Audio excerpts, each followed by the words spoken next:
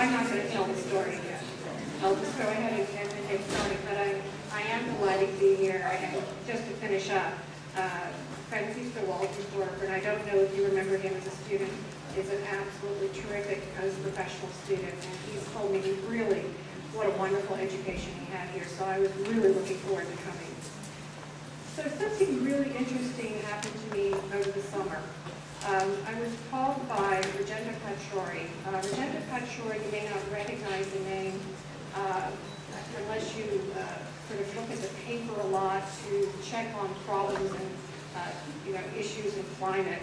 He's the chair of the United Nations Intergovernmental Panel on Climate Change. He's been under a huge amount of attack ever since the climate change thing that happened about a year ago.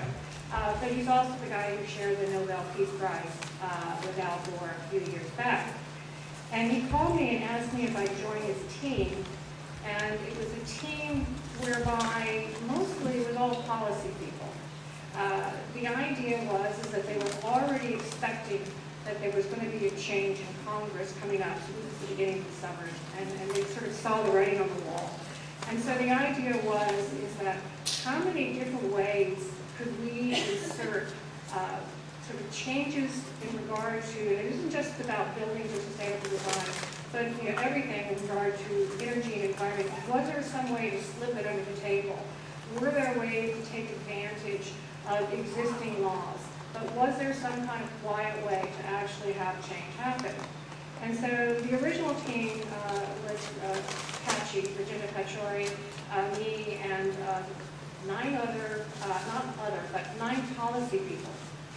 And as we started working on this, we decided to target buildings. There's a great belief out there, and I'm going to talk about that in a second, that buildings will be the easiest place that one can make changes, and it's going to be the most effective place, is the belief in terms of making changes in regard to climate change.